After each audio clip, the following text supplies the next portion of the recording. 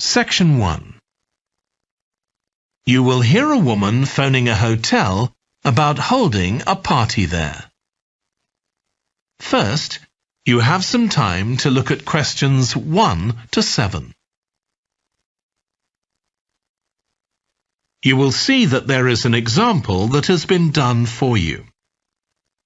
On this occasion only, the conversation relating to this will be played first. Good morning, Clare House Hotel. Andrew speaking. I'm the events manager. Andrew is the events manager. So events has been written in the space.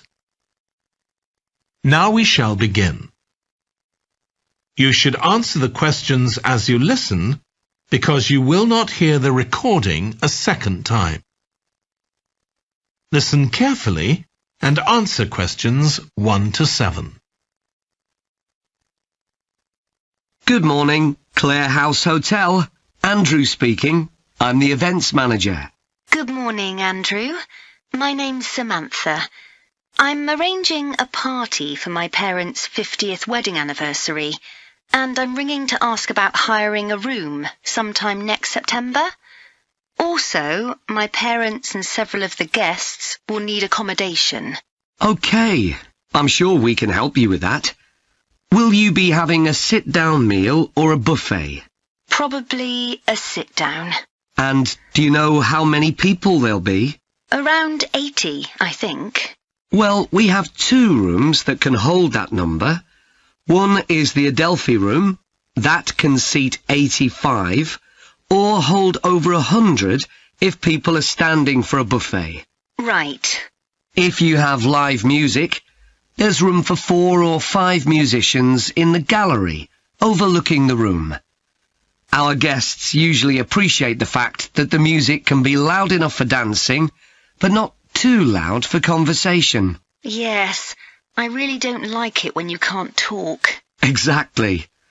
Now, the Adelphi room is at the back of the hotel, and there are French windows leading out onto the terrace. This has a beautiful display of pots of roses at that time of the year. Which direction does it face? Southwest. So that side of the hotel gets the sun in the afternoon and early evening. Very nice. From the terrace, you can see the area of trees within the grounds of the hotel, or you can stroll through there to the river. That's on the far side, so it isn't visible from the hotel. OK. Then another option is the Carlton room. This is a bit bigger. It can hold up to 110 people, and it has the advantage of a stage, which is useful if you have any entertainment, or indeed a small band can fit onto it. And can you go outside from the room?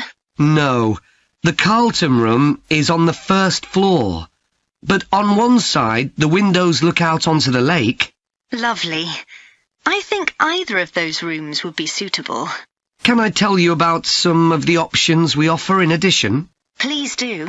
As well as a meal, you can have an MC, a master of ceremonies, who'll be with you throughout the party. What exactly is the MC's function? I suppose they make a speech during the meal, if we need one, do they? That's right. All our MCs are trained as public speakers, so they can easily get people's attention. Many guests are glad to have someone who can make themselves heard above the chatter. And they're also your support. If anything goes wrong, the MC will deal with it, so you can relax. Great. I'll need to ask you about food, but something else that's important is accommodation. You obviously have rooms in the hotel, but do you also have any other accommodation? Like cabins, for example? Yes, there are 5 in the grounds, all self-contained. They each sleep 2 to 4 people and have their own living room, bathroom and small kitchen. That sounds perfect for what we'll need.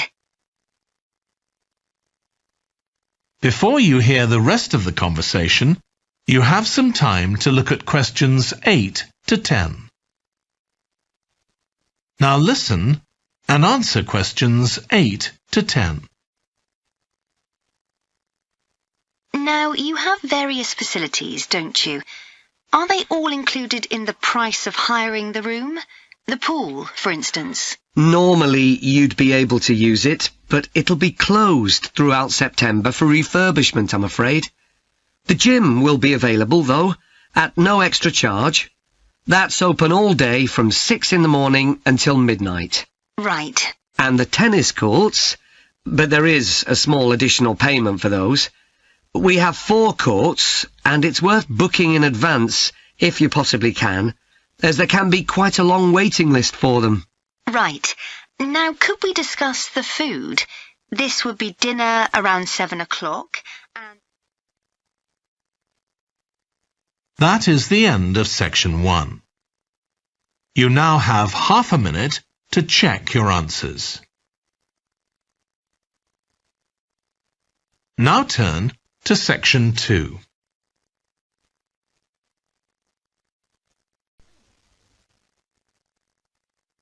Section 2. You will hear a holiday company representative talking to a group of tourists in a large hotel about things they can do during their holiday. First, you have some time to look at questions 11 to 16. Now listen carefully and answer questions 11 to 16. Hello everyone. I'm Jake Stevens and I'm your rep here at the hotel. I'm sure you'll all have a great time here. So, let me tell you a bit about what's on offer. I'll start by telling you about some of the excursions that are available for guests. One thing you have to do while you're here is go dolphin watching. On our boat trips, we pretty well guarantee you'll see dolphins. If you don't, you can repeat the trip free of charge. We organise daily trips for just €35. Unfortunately, there aren't any places left for this afternoon's trip, but come and see me to book for later in the week. If you're energetic, I'd recommend our forest walk. It's a guided walk of about 7 kilometres. There'll be a stop halfway, and you'll be provided with a drink and sandwiches. There's some fairly steep climbs up the hills, so you need to be reasonably fit for this one, with good shoes. Oh, and bring a waterproof in case it rains. It's just €25, all-inclusive, and it's every Wednesday. Then on Thursdays, we organise a cycle trip, which will give you all the fun of biking without the effort. We'll take you and your bike up to the top of Mount Lana and leave you to bike back. It's a 700-metre drop in just 20 kilometres, so this isn't really for inexperienced cyclists, as you'll be going pretty fast. And if it's a clear day, you'll have fantastic views. On our local craft tour, you can find out about the traditional activities in the island. And the best thing about this trip is that it's completely free. You'll be taken to a factory where jewellery is made, and also a ceramics centre. If you want, you can buy some of the products, but that's entirely up to you. The trip starts after lunch on Thursday, and you'll return by 6 p.m. If you're interested in astronomy, you may already know that the island's one of the best places in the world to observe the night sky. We can offer trips to the observatory on Friday for those who are interested. They cost €90 per person, and you'll be shown the huge telescopes and have a talk from an expert who will explain all about how they work. Afterwards, we'll head down to Sunset Beach, where you can have a dip in the ocean if you want, before we head off back to the hotel. Finally, there's horse riding. This is organised by the Equestrian Centre over near Playa Cortino, and it's a great experience if you're a keen horseback rider, or even if you've never been on a horse before. They take you down to the beach, and you can canter along the sand and through the waves. It costs €35, and it's available every day. Before you hear the rest of the talk, you have some time to look at questions 17 to 20. Now listen and answer questions 17 to 20. So, there's plenty to do in the daytime, but what about nightlife? Well, the number one attraction's called musical favourites. Guests enjoy a 3-course meal and unlimited free drinks, and watch a fantastic show, starting with musicals set in Paris, and then crossing the Atlantic to Las Vegas, and finally Copacabana. At the end, the cast members come down from the stage, still in their stunning costumes, and you'll have a chance to chat with them. It's hugely popular, so let me know now if you're interested, because it's no good leaving it until the last minute. It's on Friday night. Tickets are just €50 each, but for an extra €10, you can have a table right by the stage. If you'd like to go back in time, there's the Castle Feast on Saturday evening. It's held in a 12th century castle, and you eat in the great courtyard, with ladies in long gowns serving your food. You're given a whole chicken each, which you eat in the medieval way, using your hands instead of cutlery. And you're entertained by competitions where the horseback riders attempt to knock one another off their horses. Then you can watch the dancers in the ballroom and join in as well if you want. OK, so now if anyone has... That is the end of section 2.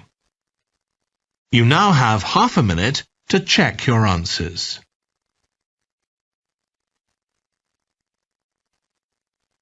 Now turn to section 3.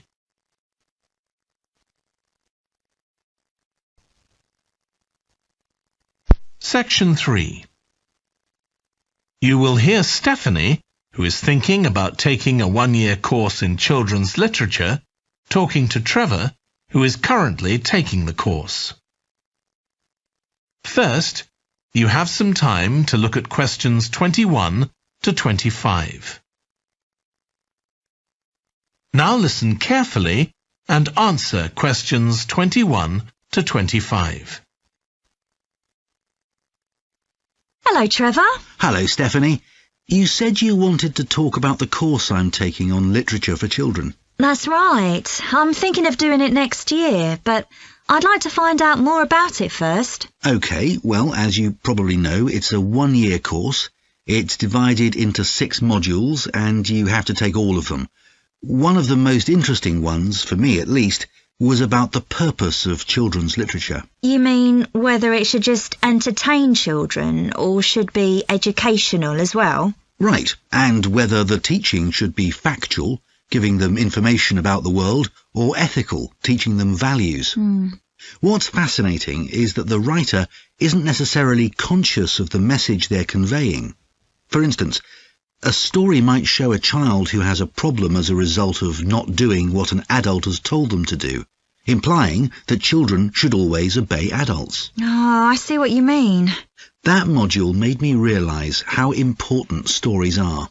They can have a significant effect on children as they grow up. Actually, it inspired me to have a go at it myself, just for my own interest. I know I can't compete with the really popular stories, like the Harry Potter books. They're very good. And even young kids like my 7-year-old niece love reading them. I'm very interested in illustrations in stories. Is that covered in the course? Yes, there's a module on pictures and how they're sometimes central to the story. That's good. I remember some frightening ones I saw as a child, and I can still see them vividly in my mind years later. Pictures can be so powerful, just as powerful as words. I've always enjoyed drawing, so that's the field I want to go into when I finish the course. I bet that module will be really helpful. I'm sure it will. We also studied comics in that module, but I'm not convinced of their value, not compared with books. One of the great things about words is that you use your imagination, but with a comic you don't have to. But children are so used to visual input on TV, video games and so on. There are plenty of kids who wouldn't even try to read a book, so I think comics can serve a really useful purpose. You mean it's better to read a comic than not to read at all? Yes, I suppose you're right. I just think it's sad when children don't read books. What about books for girls and books for boys? Does the course go into that? Yes, there's a module on it. For years, lots of stories, in English at least, assumed that boys went out and did adventurous things, and girls stayed at home and played with dolls. I was amazed how many books were targeted at just one sex or the other. Of course, this reflects society as it is when the books are written. That's true. So it sounds as though you think it's a good course. Definitely. Before you hear the rest of the discussion, you have some time to look at questions 26 to 30.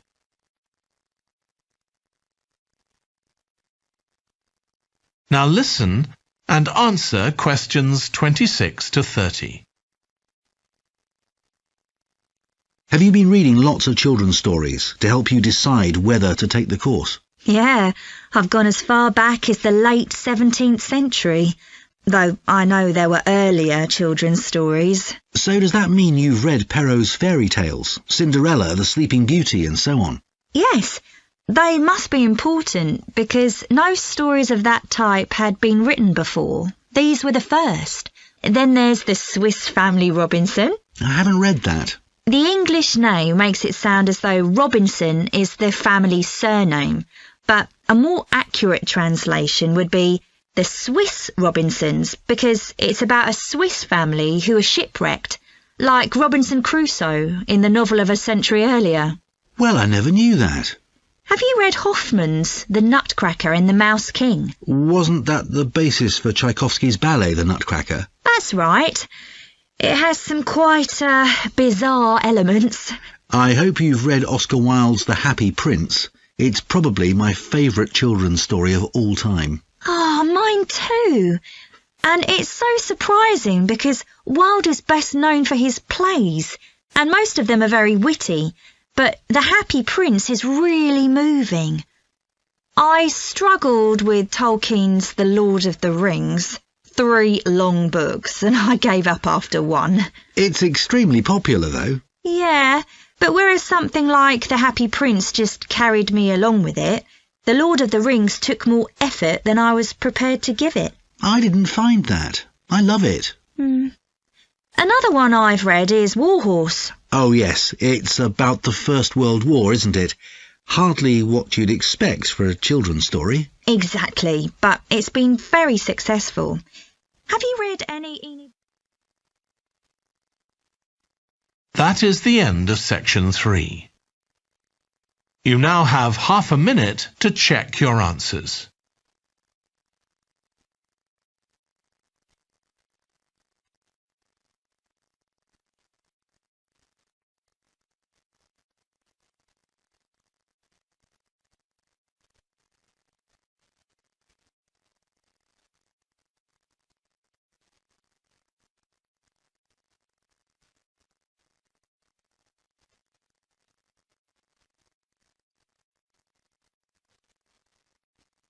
Now turn to section 4.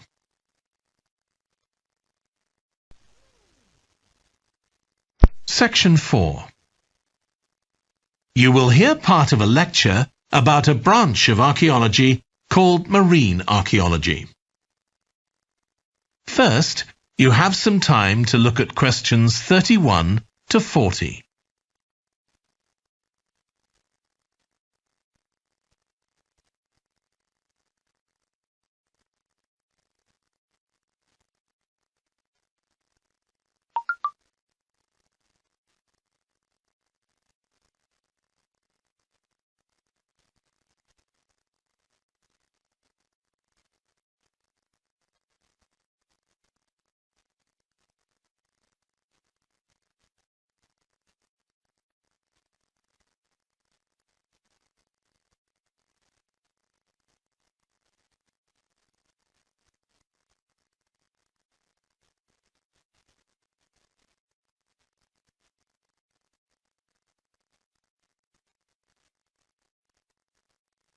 Now listen carefully and answer questions 31 to 40.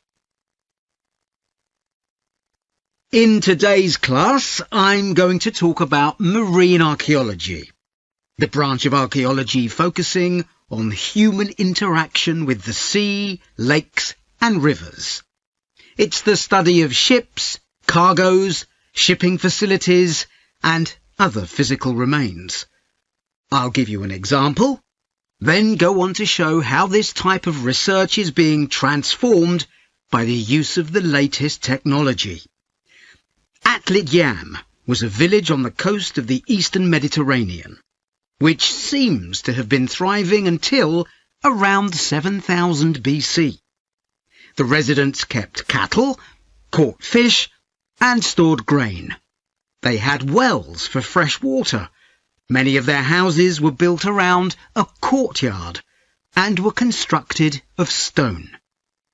The village contained an impressive monument, 7 half-ton stones standing in a semicircle around a spring that might have been used for ceremonial purposes. Atlit Yam may have been destroyed swiftly by a tsunami, or climate change may have caused glaciers to melt and sea levels to rise, flooding the village gradually. Whatever the cause, it now lies 10 metres below the surface of the Mediterranean, buried under sand at the bottom of the sea. It's been described as the largest and best preserved prehistoric settlement ever found on the seabed. For marine archaeologists, Atlit Yam is a treasure trove. Research on the buildings, tools, and the human remains has revealed how the bustling village once functioned, and even what diseases some of its residents suffered from. But of course, this is only one small village, one window into a lost world. For a fuller picture, researchers need more sunken settlements, but the hard part is finding them. Underwater research used to require divers to find shipwrecks or artifacts, but in the second half of the 20th century, various types of underwater vehicles were developed, some controlled from a ship on the surface, and some of them autonomous, which means they don't need to be operated by a person. Autonomous underwater vehicles, or AUVs, are used in the oil industry, for instance, to create maps of the seabed before rigs and pipelines are installed. To navigate, they use sensors such as compasses and sonar.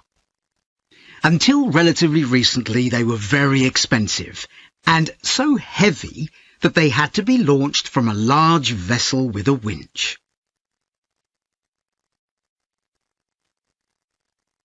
But the latest AUVs are much easier to maneuver. They can be launched from the shore or a small ship, and they're much cheaper, which makes them more accessible to research teams. They are also very sophisticated.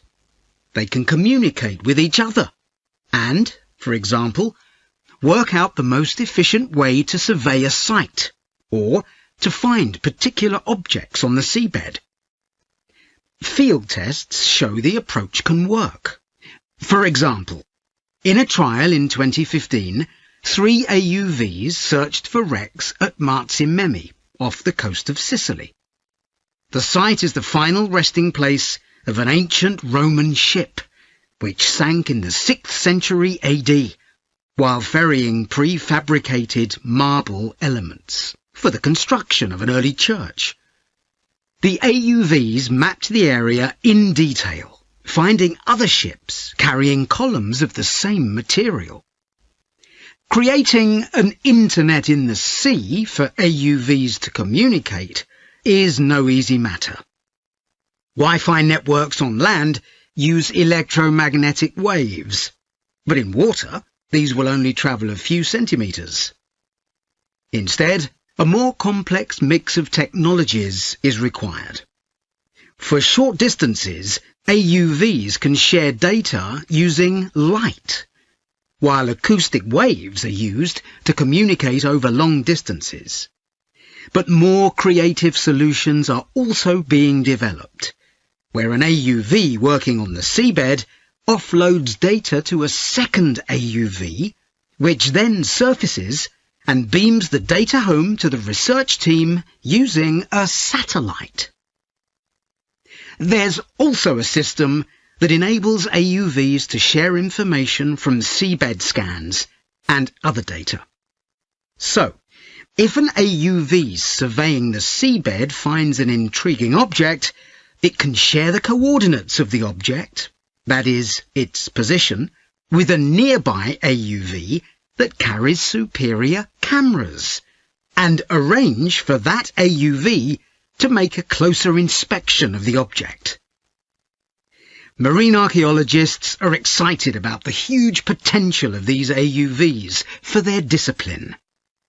One site where they're going to be deployed is the Gulf of Baratti off the Italian coast.